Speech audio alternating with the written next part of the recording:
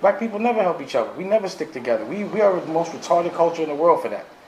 I always say that.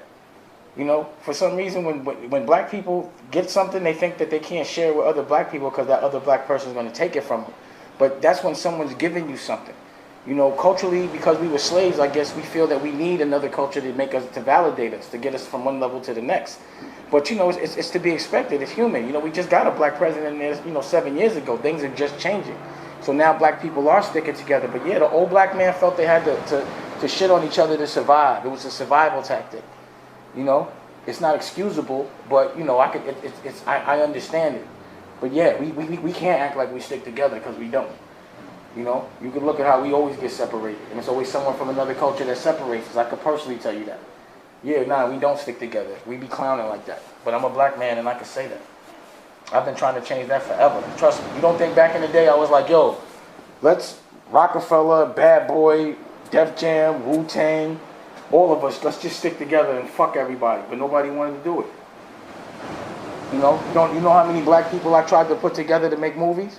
And there'd be always that one group that just, you know, or because of Steve Stout or somebody that's a culture robber or doesn't care about his culture, would break that up. Even other black people break up other black people sticking together because it'll kill their little check because they got to connect with white people. Steve Stout.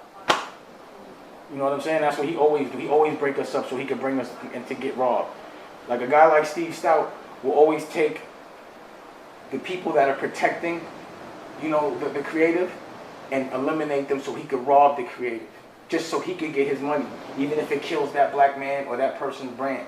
Like he did with Mary J. Blige. Like how I was against him putting Jay's whole name on a $40 sneaker. Just so they could get a check. How he had Jay doing Budweiser with a Confederate flag for a check. That's not good for your brand. You know?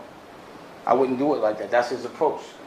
I don't like that dude because he doesn't care about his culture. You know what I mean? And he's a liar. And I watched him tell me all the LL Cool J's business and Nas's business when they weren't doing well. So I never trusted him.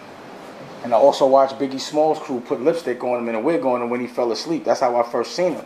So I couldn't respect him from that day. He also tried to rob us for Clue, and I had to run up in his office and tell him, cool your jets. You know, he's a guy you got to regulate. He's a sneaky guy. He's a nerd. Right now, I'm about to just focus on being an artist. You know, I want to be judged as an artist.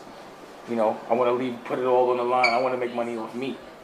You know, I make money off people all the time. My whole life is too easy. I'm a businessman. Everybody knows that. You understand what I'm saying? So now the challenge for me, because I always like to do things. I always like the new experiences, like a new woman. You know what I'm saying? Like how that's supposed to be. Like, you know, nothing better than that experience. The first time you go to a club. Nothing better than that first time you get a check from a company, a new company. Nothing better than that. Or the first time you get a record on the radio. Nothing's better than that. You know? So right now it's going to be nothing better than being the first time I'm respected as a creative. When I can just direct. When I could be, you know, lead with emotion and not have to be a gangster. You know what I'm saying? I can't wait for that. And that's what I've been doing the last 5 years. Making it where I could do that. And the only way to do that is to put up the money. Because nobody's going to give me nothing. Nobody's giving me nothing. I'm not expecting nothing. I don't want nothing. I'm a grown man. You know, I don't lead with emotion.